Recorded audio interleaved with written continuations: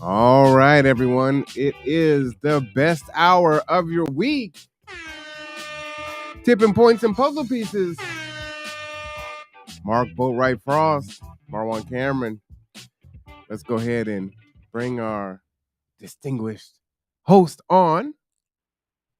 How you doing there today, Mark? I'm doing excellent. How are you? Well, you know what? I am blessed and highly favored, but I would be remiss if I didn't give you an applause. Woo! Aloha! There we go. There we go. All right. So you're doing well? I'm doing well. So I got to say, I'm really kind of annoyed today about the whole environment around podcasting. Okay.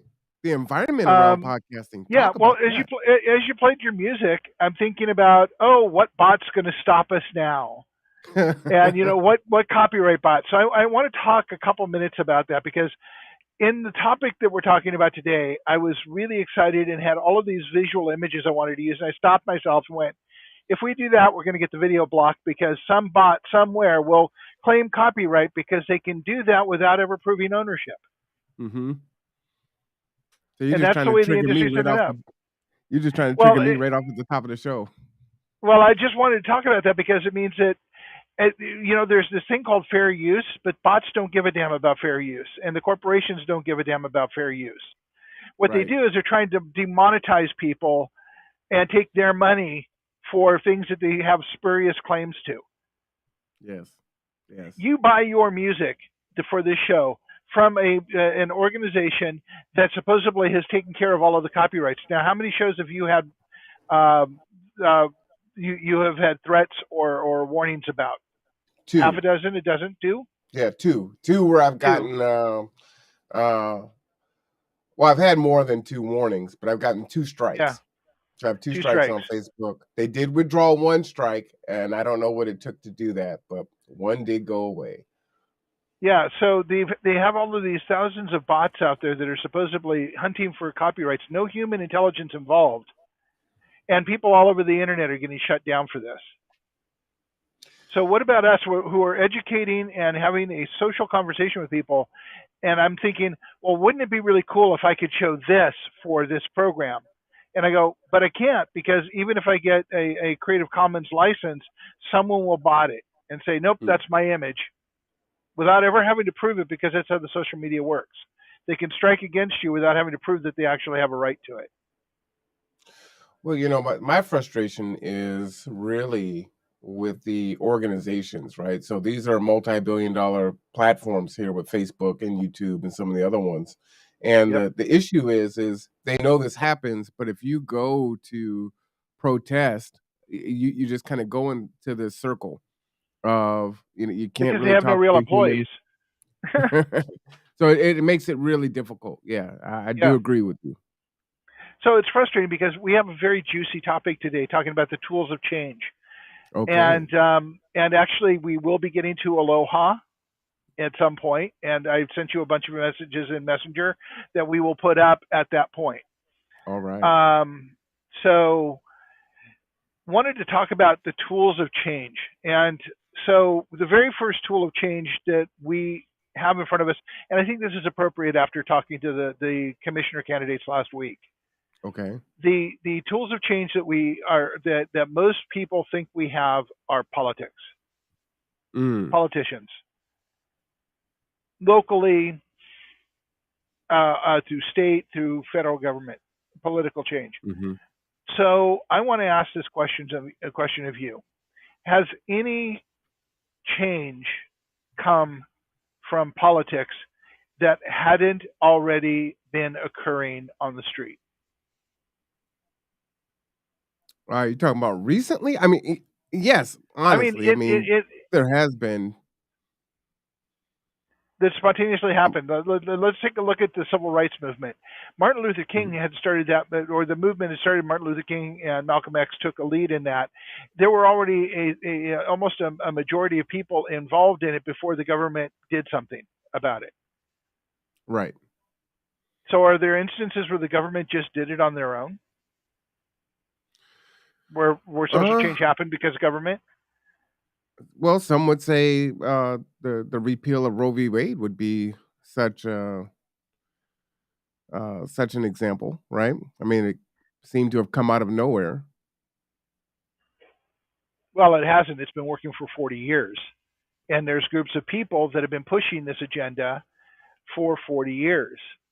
Not a majority, but it doesn't matter to be a majority when you have people in power that will make the decision for you. Now, a lot of people, the vast majority of people in this country, would like to see Roe's protections put back in place. So, what's that going to take, and how can we do that without a constitutional amendment? And that's going to take an act of Congress, at least as far as I understand. It's going to take Congress to do it. And let's look at the history of that. The Equal Rights Amendment was first introduced to Congress in 1923. It was introduced every year after that until the mid 70s when it finally passed both houses of Congress and was not ratified by more than 35 states when it needs 38 to be ratified. Mm. So, how do we see change happening if that's the process of change? Over 50 years of introducing a social change and then having to ratify it by the states in order for it to become in a constitution, the amendment, which is the only secure way to have a law or social change put into law and protect and the rights be protected. Can Okay. you imagine trying to do that same act with Roe versus Wade or something akin to that? Our bodies, our lives, ourselves. We make our own decisions for our own bodies. Seems like a definite uphill climb for sure. So if you want to make a large social change, and I think we've made 25 episodes of we need to make a social change, is the best way to focus your efforts on political and governmental agencies? Honestly, I think you have to do all of the above. I don't think Yeah. it's just one thing, but to Well, for that to be the singular focus, no, no, I don't think that yeah. would be it. So protests. We had massive protests. I wanted to have pictures of this, massive protests from the 60s about Vietnam. Hmm. There's lots of conversations I've been in lately about that, and from one point of view or another. And so we had massive protests, and eventually we were out of Vietnam, but it took over a decade to do that. And we've had protests since then, and it's almost like they are less and less and less effective. Oh, be careful. We don't want to get a copyright. I know. I'll fall on the sword for that. Okay. Because I'm just I wanted to do this. I just kind of want to say people are angry about things. People want change. And one of the things and I was just reading an article about a documentary coming out about Don McLean's American Pie. And I got the name right? And how it was a culmination of so many things. And one of the things he said about the 60s and the protests is there were so many people and so many different groups protesting separately about different things. mm, And I think in a way, it would be almost better if people could sit down from these different groups and go, okay, I think this, and you think that, and there's this area in the middle here that we can't agree on. But, oh, thank you.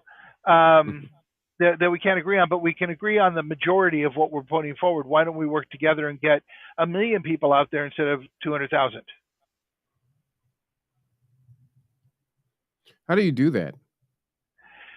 I wish I knew. That's kind of what this program is about, is figuring out how to do that because people want to do their own thing.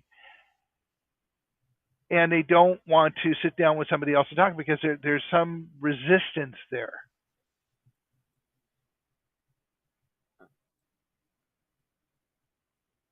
And that resistance is something we have to figure out how to overcome. We have to figure that out. We have to be able to sit down with each other and say, okay, we disagree on this over here, but Mhm. we really agree on having food for our families. We really agree on having water. We really agree on being able to deal with waste effectively. We really agree on having a healthy environment. We really agree that we should all have housing. How we go about it, we might disagree on, but let's get together and create the resources of us working together to make that happen. And you just went really dark. I'm still with you. Ah, okay. Breathe heavy, man. All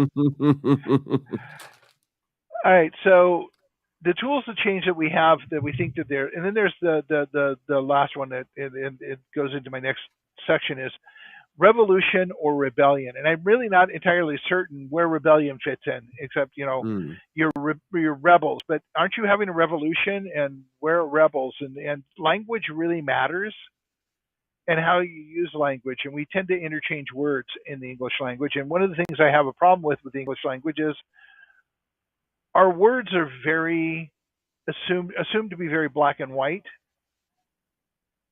but in truth they have a lot of shades of gray, and the gray isn't good.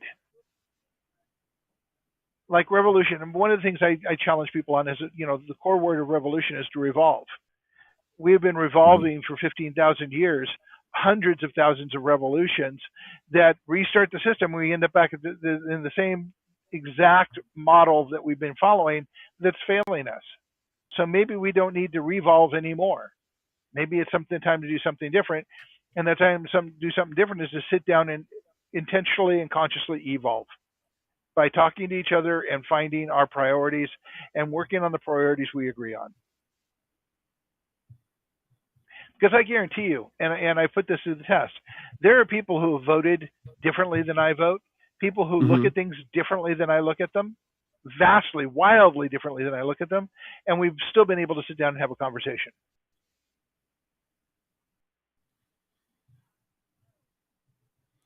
We're still kind of looking at the same crux of the issue, right? Yeah, Folks are doing it in big pockets, right? We will come together yeah, for Roe v. Wade, right? Folks came together for that yeah. in pretty big numbers. George Floyd, right? Folks came together for that. We can point to all these different instances of that. I mean, even January 6th, right? Folks came together for that. Um, but it's fleeting, right? It's for a moment, and once it either meets its objective or it's batted back down, it just kind of loses its steam. Right. Or, people go back on with their lives and say, well, I did this and it must have done change. Oh, it didn't do change. Well, I'm never going to do it again because it didn't change immediately. It's not a bloody sitcom. It doesn't solve in a half an hour. It's not a one season show. This is life. It goes on. It's a journey. So I think that language really matters. And I think that we need to think about our language a lot. Mhm. And one of the things I wanted to bring up is aloha. Now, my disclaimer here, and you can write it out if you like, because I know a lot of islanders here and I know a lot of tribal members here. I make no claims whatsoever to be other than what I am, and I'm not tribal in any way, shape, or form. But that doesn't mean I can't look at a tribal, a cultural initiative or a cultural thing, and appreciate it completely. So, aloha has a lot of different meanings. And there's one that's kind of a general meaning there. If you can put that up, we'll talk about that first. Let me just get there. So I'm gonna just pull up the dictionary first. I know that you pasted it. I'll paste what you put in there too. Okay, But I like folks to see kind of where the source came from. right.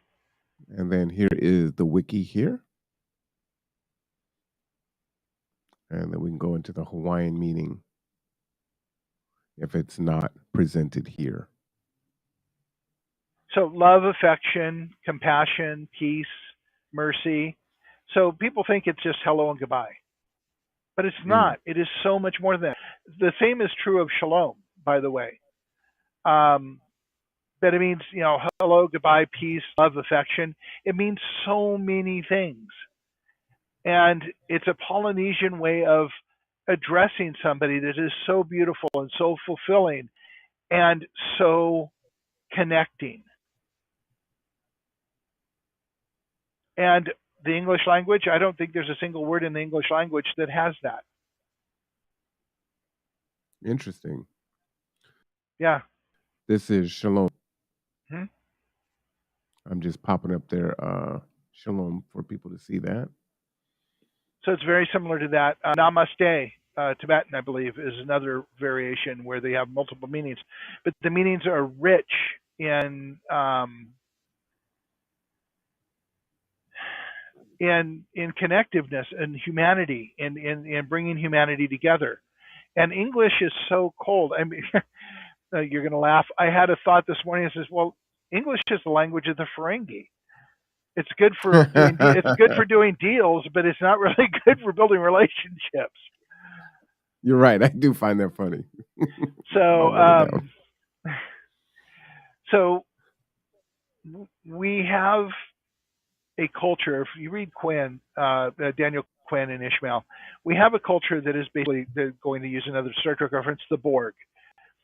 Our central white European culture assimilates everything and does a moderately good job over 15,000 years of assimilating a lot of other cultures. So it became the predominant culture on the planet. But let's look at that culture from our perspective today. And you've heard me say this before. It's like we're at a train at the top of a hill and we're starting to roll down the hill. And we're looking at the bridge across the chasm in front of us and the trucks are out.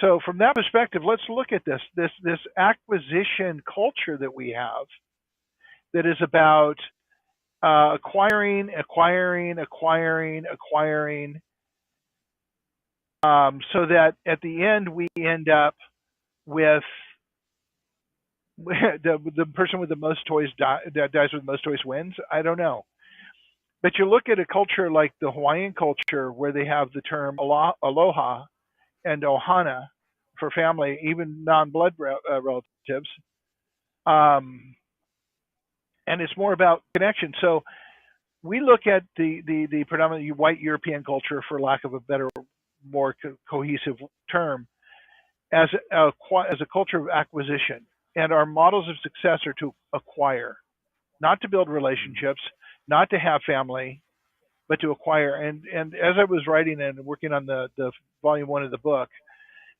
an analogy came to me is that and I talked a little bit about this last week. You look in a mirror and you see you layered with all of the things of our culture. If you were able to strip all that away, you would see you as a human being. And you would feel the things that human beings feel, our need for connectedness and family and shelter and security and all of the things that make us great as human beings. But you look at our culture and it's like that mirror's cracked and distorted, and they're offering you the family, the culture, the community, all of those things you crave, but it isn't really there. They're just offering you a virtual equivalent to that. But really, what you need to do is, in order to get all of that, you need to acquire. You need to acquire, acquire, acquire. You need to be better. You need to be faster than Joneses. The trouble is, we only have one planet and fixed resources. That's Mm. a death sentence. Continually acquiring, continually using our resources. I watched the Kitsap County Department of Public Works talk about recycling a week or so ago, and it just made me scratch my head again, going, "We aren't recycling, really. We're giving it to waste management, and they're sending it to some other country, and there you are." Mm. So I think that instead of assimilating other cultures, we should probably try and learn from them. We should start looking at the aloha concept, the aloha state of mind, and start connecting with each other and get together so we can call BS on what's going to eventually kill us. I'm not You even know, going to I apologize or argue about it anymore. We are going to end. We are. If we continue down this path, there will be no human race anymore. so one of the big challenges is as assimilation happens, as you're stating it, you have third world countries as they're catching up, they are emulating, right, what you know European countries have already done. So how do you now say, hey, hey, hey, that's not the way to go? You need to reverse that and do something else. Or now we actually see value in what you were doing before. Uh, Person to person. when we're addicted to our standard of living and our usage rates. Well, we need to stop marketing and start educating. And we need to do it person to person by building relationships. It's really hard to be angry at somebody who you know. I mean, you can get angry at them, but you're not going to completely cut them off if you know them, and you can start having serious conversations once you build a relationship. But we have to learn how to build relationships again. A lot of the reason I'm able to have conversations with people who are diametrically opposed to a lot of the things that I push is because I don't judge them. I sit down with them and I talk to them and I listen to what they have to say and I draw them out to find out why they think what they think. And it teaches me how to have a conversation with them. And we find out almost 100% of the time that we agree on far more than we disagree on. So what I'm asking is, do we first need to pull the sty out of our own eye before we tell other developing countries that they need to pull the sty out of theirs? Absolutely. Absolutely. We have to, and it's not going to happen until people come together. Mm. Grassroots is the only way change has ever happened. But grassroots is going to require people learning to talk to each other and getting people's attention to do that. I'm not a leader. I can't do this. I'm so overwhelmed with trying to acquire and I'm not doing really well and I'm failing at it because I'm about to lose my home because I don't make enough money. The American dream is a scam. I mean, it's a shell game. And I think most people now know that. But we have people voting against their own best interests continually because no one's sitting down and talking to them. And why are you doing that? Tell me why. I'm not judging you. I know you did it. That's okay. Let's just set that aside. Why did you do it? Tell me your reasons. I want to know what you're thinking.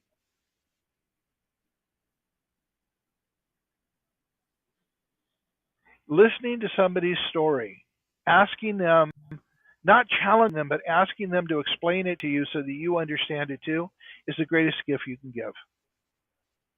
Being patient. That's the sty in my eye that I have to remove in order to have a relationship with somebody. Hmm. That's very introspective of yourself. If I'm not looking in the mirror every day trying to figure this stuff out, I'm not doing my job.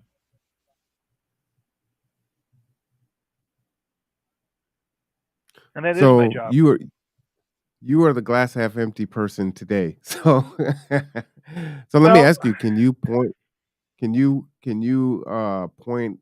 to some examples where that is happening, either here locally or nationally? Like what can there we build on? What are some good models?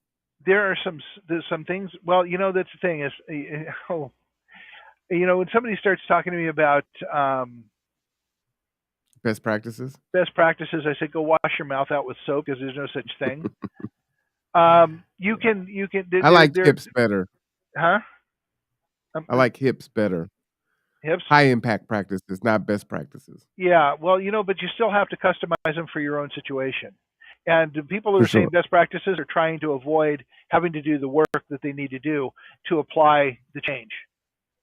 Mhm. So I like to say, I go back to this, and actually I had conversations with three people while driving for G2 recently, where I've quoted this again. Mary Spender said, "Failing is the only way we learn."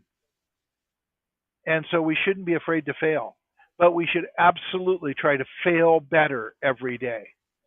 Don't make the same mistake twice, but make mistakes, take risks. That's the way we learn.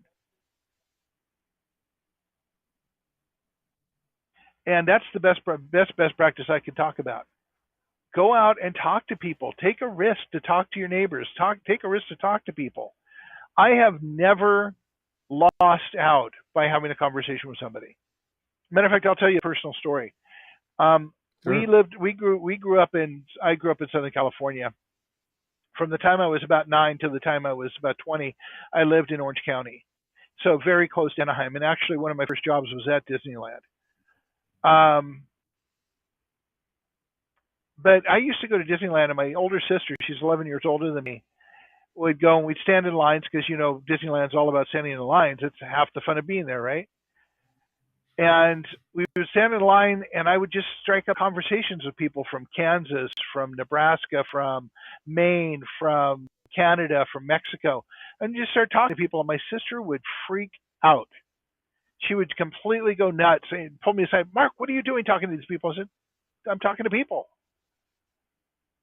And I learned some amazing things, met some great people, and I've done that all my life. Wherever I am, I'll just start talking to people. Something I've never had anybody look at me and say, "Shut up, I don't want to talk to you." People are really looking for somebody to just reach out and say, "Hey, let's talk. Let's figure out who you are. Let's figure out who I am. Let's see what we have in common." Now, a whole bunch of So, people are out there going, that's just Mark. Mark does it, and Mark does that. And I said, no, it's just something that I've learned to do over years. And trust me, I'm introverted, so it's not easy for me to do that. so you've given an example of how you're doing it. Can you point to, you know, others or organizations that are doing that here locally or nationally? Locally, I have not found, well, I haven't talked to them yet, so this is not firsthand knowledge. This is only second and third hand knowledge. But Bailey's group seems to be talking to people and connecting to people. Again, I've not met Bailey yet, so I don't have that. But there are a lot of organizations here who have community in their name, and I don't think I've heard of them talking to people, except, oh well, maybe KCR, because it's part of their issue. Part of what they do to solve issues is talk to people. And I know that they're hiring right now, and I know that they're looking for people who actually have had some of the problems so that they can become caseworkers. So that Mhm. would indicate to me that they are talking to people who are actually um, out in the world with those problems. But there's a lot of people out there that talk to each other, but they don't seem to talk to the community. Now, there's no judgment against them. I know it's hard to talk to the community, especially when you can't identify what that community is. But sometimes you just have to get your hands dirty.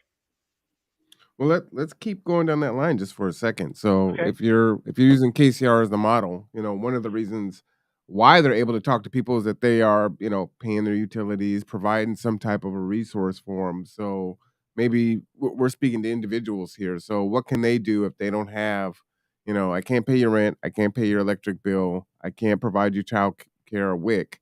What can they do to emulate what KCR is doing? Since we're using that as our example. Well, then I think that they actually the simple answer to that is they need to look in the mirror and figure out what it is that they offer those people that can help them connect. Mm. We're really clear. I mean, okay, I'm going to use our company as an example because I can speak of that. Our organization as an Sure. example, I can speak to that. We're Mhm. helping people learn how to connect with each other.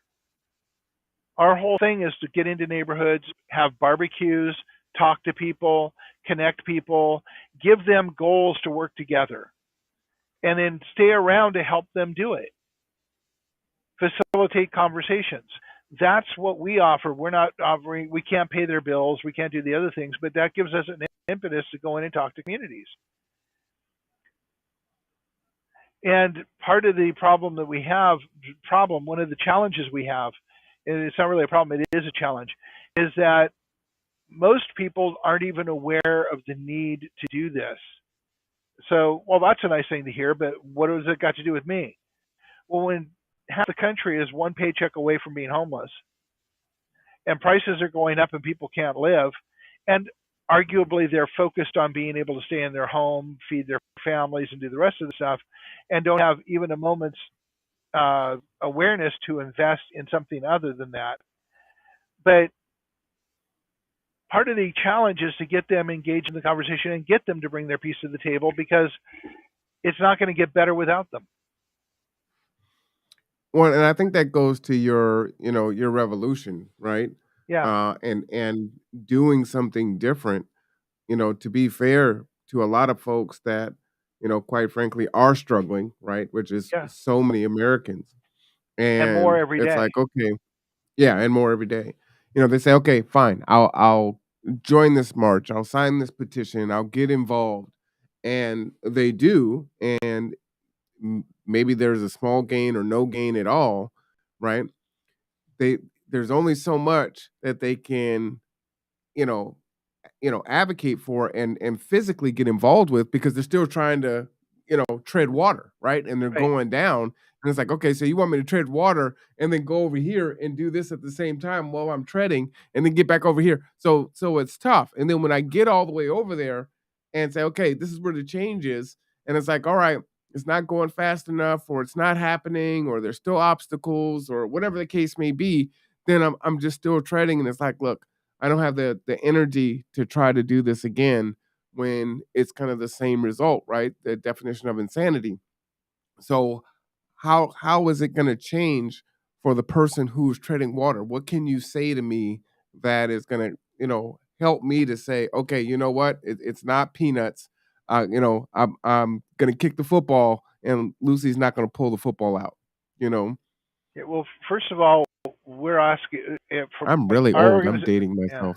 yes, I get it. No, and I understand the example. So, but from our organization standpoint, what we're asking for is not to go to a march, not to get on a plane, not to go, out and spend your time doing these things.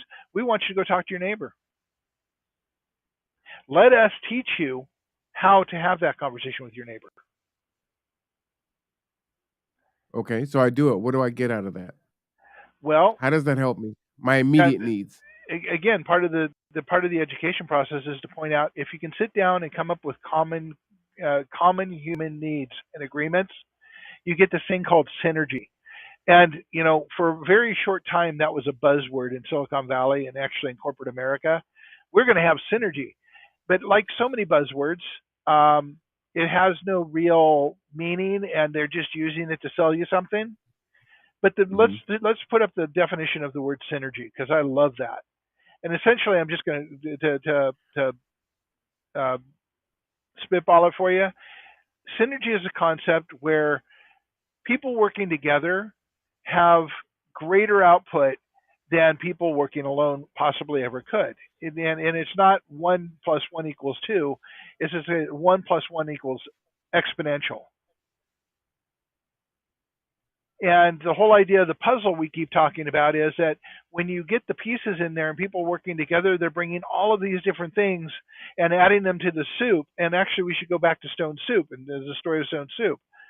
And by the time you're done, you have this magnificent soup that feeds the village. But all I put in there was a carrot. All somebody brought to the table was a thought, a need, an idea, a way of looking at things. But at the end, you have this giant soup that it feeds everybody. So what do you get out of it? You get loaves and fishes,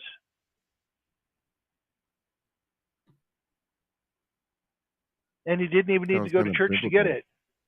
I'm Yeah. just saying, it sounds kind of biblical. It's not like you there, Mark.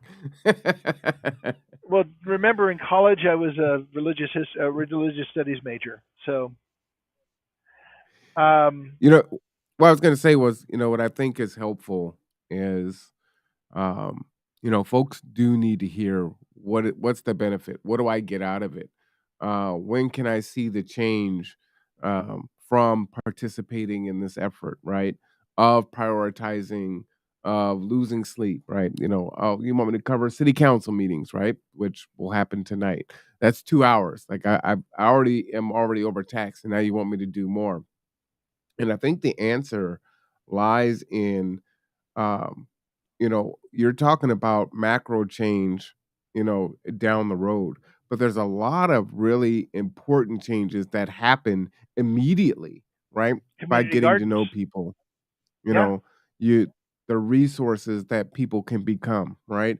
Hey, I might meet a mechanic, or I might meet a handy person, or I might meet a tutor, or I might meet someone who can, whatever those things are. And the more I have people that you never, meet and build your community, I the have more never gotten powerful, a, right? yeah, I have never gotten a good job by applying for one. I have gotten my best jobs by people I know who work there. The jobs I have, when I needed a job and I was struggling to figure out how I was going to get one, it was always somebody I knew said, "Hey, you do this stuff. Why don't you come over here and work here?" The worst jobs I've ever gotten, I got through applying for them and going through interviews. Mm. So you want to talk about an immediate resource, something that happens? Somebody you know knows something that you don't know and can make a connection.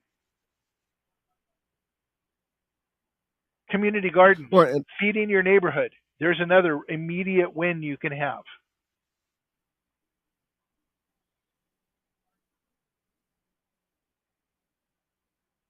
So we need to have an aloha state of mind. We need to go to our neighbors and think about together we breathe, together we share, together um, we are more than we are individually, which is really what it comes down to. Love, affection, peace, compassion, all of the things that are human are emanated in that one word. And Ohana is the same type of thing. It's depending on who you talk to today, it's got a new meaning thanks to Lilo and Stitch about being family and family. But the same message in that same movie is that Ohana is family, but family isn't always your blood relatives. It's the people you collect around you. So why don't we, for an exercise for today, why don't we apply the term Ohana to your neighborhood? Your neighbors are your family. Now, I don't know about your family, but my family, I don't necessarily like them all. There's certain ones that I don't want to spend any time with. There's certain ones that have very violent, negative relationships with me. But I have a okay. family. I have a blood family, um, and I have an extended family that are people I truly love. And now my extended family is all over this half of the country, and actually some of them on the East Coast. So I've got extended family that I started developing when I had an epiphany about my family, um, 30, 30 years ago, and a little bit. And I have people that I love that I care for all over the Western United States and on the East Coast, and actually some of them in Europe and Australia. And these are people that I truly love and care for that are all over the world. So why can't I apply that same Ohana thinking to my neighbors? And I don't always like all of them. I'm not comfortable with all of them. I'm not close to some of them. But if I think of them as family, at some point I will be modeling the Ohana and Aloha state of mind to them, and they will react to me accordingly and in kind. What I like about that is that's a transferable skill, right? It doesn't have to be your technical, physical neighbor. It can be your coworkers. It can be your community members. It could be your religious group. Maybe you're going to church or the mosque or wherever, and you go in and you worship and you leave, right? But you have this community. It could be other students. It could be, this is so applicable. If I can quickly tell a And it's not story. limiting. It's not limiting at all. It could be No, anybody. it's not limiting. If I can quickly tell a story, I tell folks that, when you give through community service, you are obviously expending energy, right? You are trying to help someone else. But it's counterintuitive, you're really helping yourself. And in that, one of our volunteers who's been helping us for a very long time, has some family and has some, some support, but they're limited in the support that they can provide, right? But because they're part of the G2 family, when their parent was ill and, an hour away, they were able to call and say, "This is what's going on. Can you give me a ride?" Right? So not the blood relatives, not the, what you determine as family, right? It's she's calling the G2 family, and that is, done, right? Immediately. And, the ride that was provided in this example, folks had already made plans to do some other things in another town themselves in a whole different direction. And so that's really the benefit of that change, right? That's the synergy that I believe that you're talking about. And I think those things are Absolutely. important. And You G2 don't have G2 is absolutely Ohana. Let's be honest about that. I know everybody there. I work with you guys, and in some small way, I'm part of Ohana as well. But yeah. it is Ohana. You people are awesome, and you give so much to people. It's a beautiful thing. Oh, well, thank you. Well, and some of So that for me is my only blood family are my children and my grandchildren, right? Because I was adopted, uh, pretty much, a little bit after birth. So I don't know any of my blood family. So family is what I created, right? And so I'll hear all the time, oh, it'd been nice to know my blood, parents or, the family tree. And then, folks will say, like you say, like, oh, well, blood family ain't what you think it is. not So always, it's like not it's always. it's perspective, right? The grass isn't always greener. I'm looking over at your fence like, and you're looking at mine like, so Yeah, and then yes. I don't judge other people because I've had my own share of garbage. Mhm. So I'll give an example about that. I drive a lot these days, and somebody does something really boneheaded, and I look at them and I'm getting, and I thought, well, wait a minute, no, 20 years ago that would have been me, so I can't really judge them on something that was all me.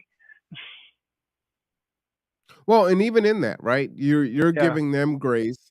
You're actually helping yourself, right? Because you're not whipping yourself up into an anxious state or angry state. You're not altering your mood, right? This is one of the concepts I would have to, reinforce with my students all the time. Actually, I still do it currently, right? Someone cuts you off in yep, traffic and you're pissed off. They didn't even know they cut you off, or really it was truly an accident. They didn't see you and they're trying to apologize, but you're pissed off, and it could ruin your whole day. It can ruin, you're feeling that way until lunchtime. It's like, why would you give that so much power? And now it's dangerous, right? Someone yep. could cut you off or do something in traffic, and I mean I was that's not a safe space to react in right now. I was driving the other day and somebody came out of a gas station and tried to do a push a Kitsap Transit bus out of the way. Wow. And so they were ending up facing right head on to me, Mhm. flipping off the bus like the bus's problem was their problem. And it was inches before they pulled over and I was able to get by, but I'm like locking my brakes up with like 8 people behind me. And I'm trying not to get angry at the guy going, but what was he thinking? Mhm. There was no space And to do what he was going to do. But what was he thinking is more. I don't get angry anymore. I look at them, I shake my head and go, what were they thinking? You have a tremendous amount of power. I tell folks this also, and you don't realize it. You go to the grocery store and folks get really upset. There's not enough checkers. They know it's a peak time. There's 40 employees in this building. There's one check stand and there's 30 people waiting in line, or whatever the case may be. So, emotions are heightened. The checker is doing the best they can. Sometimes they may be slow. Maybe they're having a conversation that's going a little long and they're not realizing that you're already in this big long line, and it's like, you know what, keep it pushing. I'm glad you guys know each other, but later I got to get through. And it's been a few years, really several now. I don't like the fact that there's only one checker, but if I go into a store to purchase something, I know that's probably what I'm going to run into. So I just end up taking my time. I just build it in, and that's what it is. And as I may talk to the person behind me or in front of There you me. go. I try to use the checker's first name. If they're struggling, especially if they had a bad experience with the person in front, I say, "Okay, when is your shift Absolutely. over? 2 more Your hours?" gift, Like, "All right, hang in there."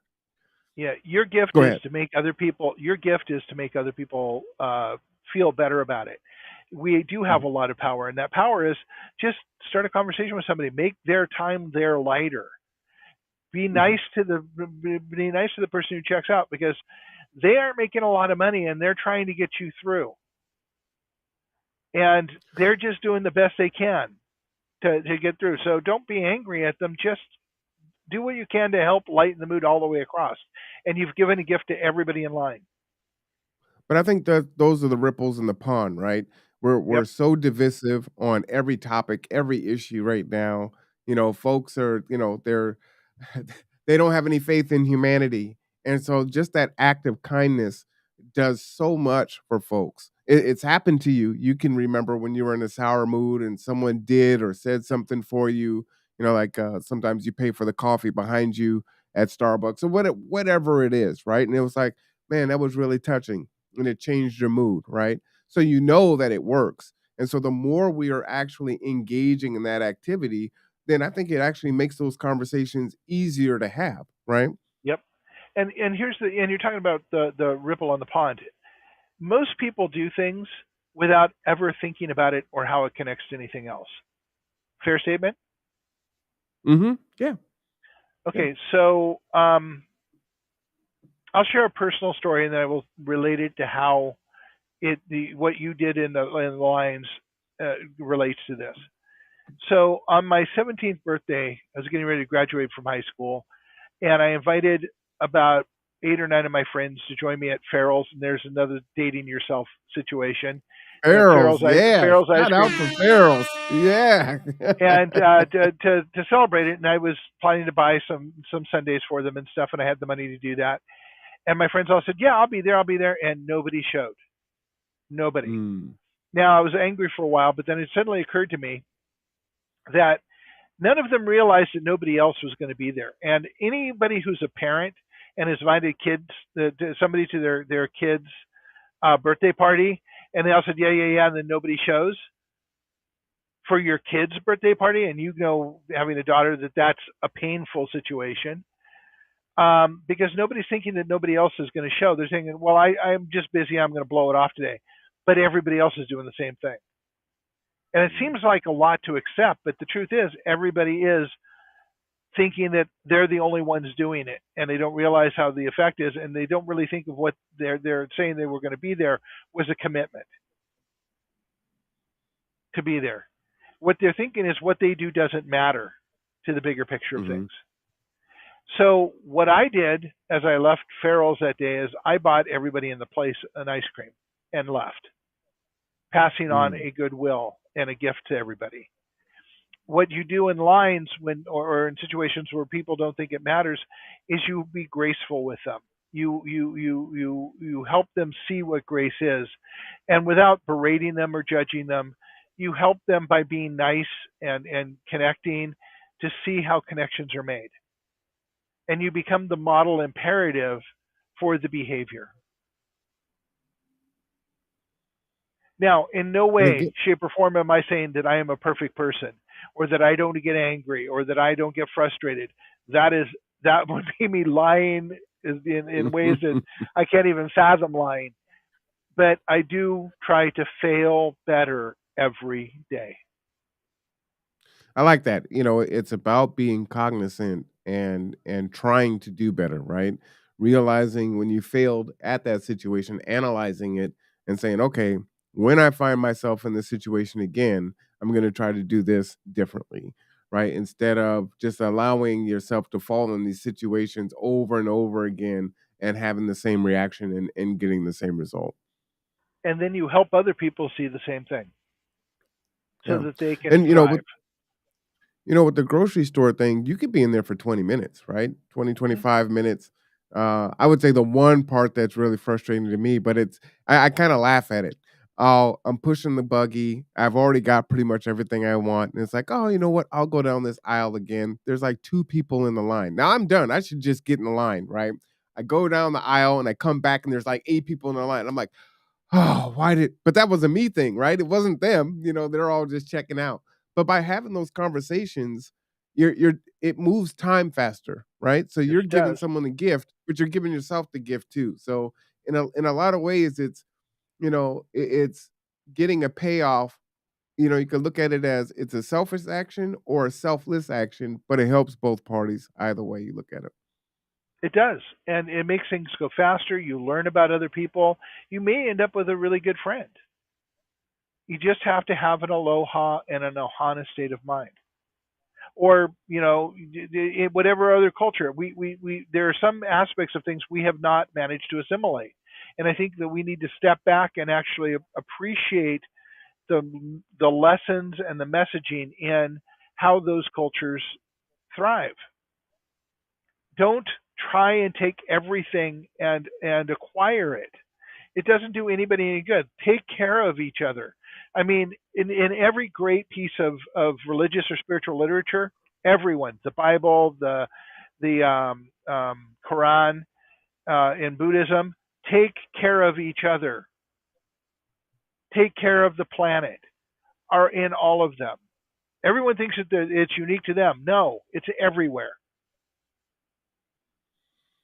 One of the other benefits that I see, I watch follow a few preppers on YouTube, and a lot of them are talking about the barter system coming back, right?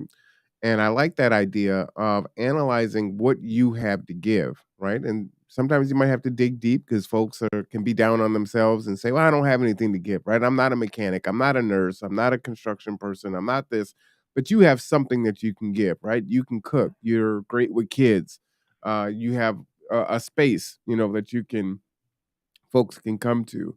You Just know how because to you don't complete a value it, process. yeah, just because you don't value it personally does not mean it is not valuable. It means that you need to Right, change but your you do need perspective. to. Right, you need to dig down and analyze that, Hmm. but that is now when you go and you meet people, this is what I have to offer, and you will begin to, be able to barter or exchange those, goods and services to make your life easier and better, right? I mean, and that's really community and as you're saying, ohana, that's how I think about it. Uh, Yep, you know, building the conduit, something that I really didn't consider, previously, and this was born out of COVID and trying to stay connected with, our clients and, our volunteers and whatnot because everyone's isolated. And now it's turned into this huge thing that is now, educating and lifting people up and giving them voice and providing resources. And, it's like, okay, so this is what I can do, but it was an unknown, knowledge, skill, and ability. And some of it was acquired, right? I didn't know how to do a podcast. I know how to talk. I know how to teach. yeah, I know how to give of myself, right? And so now it's kind of turned into this thing, and everyone can do that, and that's how the change is made, right? You yep. and I have met each other, and now I can't even think of how we met. I think maybe it was the 9/11 Commission last It year, was, it was, and then it's from the podcast, right? And now you and and I now we're meet, friends. and And you're on my yes, board of directors, absolutely. and we have a relationship that's really strong and growing every day. It's really cool, right? Yeah, But that's it in action, right? Planting the seeds and then allowing it to blossom, and at some point stopping and saying, you know, man, I've come a long way. I've made some good relationships, and these things have borne fruit, and it's made life, better not only for myself but the other people that are in my circle, right? And some of yep, the folks that are not in my circle, right? As you said, you drive for us. And so I'm not physically there in the vehicle while you're having conversations and building community and talking with folks. We weren't doing a community barbecue. That was your idea. So now we're doing that, and that helps us to get out and talk to more people. And so when you start thinking about it, it's like, okay, yes, it is significant. It is helpful. It is, connecting people to other people and to other resources and building relationship. And so you can do it. and sure. Let's be honest, we can't do it alone. We have to do it with each other because Facts. together we are so much more than we are separately. We create synergy. Now, I think you started this podcast off in a very glass half empty, and it's like it's got to be straight and this and that. I may have changed the tone a little bit. That Yep. wasn't necessarily my intention. But that's why we do this. It does. So I'm going to throw something out there because you said we hadn't done the barbecues before,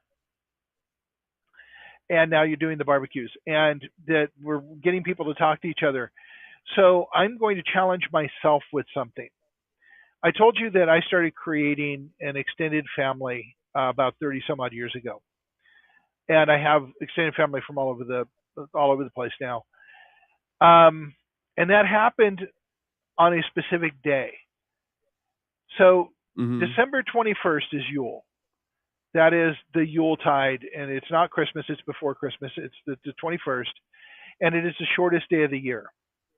Now, pre-Christianity, pre a lot of things, and still practiced in a lot of cultures around the world, is the time that's the time where everyone gets together and shares food and tells stories and knows that the light is going to come back. And to me, that's one of the most powerful bonding experiences there are. I am going to work in my challenge. I'm going to work to find a place where we can come together. The people who watch the podcast, the people who are there, and celebrate Yule, whatever form that's going to take. And Marwan and I will talk about it, and I will bring other people in, and we will see if we can have a giant Yule celebration this year and feed people and share stories and create communities. Tell me again what is Yule? I'm sorry, I missed that. Yule is the shortest day of the year. It is December 21st. It is in a lot of cultures where people come together because it is the darkest day. They come together and light up fires and have candles and share food and tell stories and celebrate the fact that the sun's coming back, that the light will return, that they are still together and they are still strong. All right, I want to know the background on Yule, for sure. I So will you send have to that to tell me you. that. Yeah, yeah, yeah. Oh, I love learning new stuff, so that's fantastic. Well, we are out of time. This was a very turbo quick hour. As you know, on the third Wednesday of every month, I cover the Kitsap Housing and Homeless Coalition, which is going to start in 1 minute. So I hope that you will follow us over there to that show, as they are practicing their own Ohana, as they come together as agencies and try to figure out how to help folks here that are experiencing homelessness and unaffordable rents. So this is how the work goes, and we hope that you will continue to tune in. I want to say thank you for all of us in our own Ohana, right? Is that the word for family? You said it has Yep, many meanings. Ohana. Am I using it Yeah. correctly? Ohana is Ohana. aloha has many meanings. Ohana means family, but it's extended family, not just blood family. It's the people who you make family. Gotcha. So the tipping points and puzzle pieces Ohana, right? Yep. Is that correct? All right. I like it. Yes. So I'm gonna give you the final word there, sir. Um, be at peace and listen to people's stories. All right. Tune in 60 seconds for our next show. And then tonight, City Council meeting. For Mark Boatwright-Frost, I am Marwan Cameron. This is Tipping Points and Puzzle Pieces. Until next time, see you later. Peace out.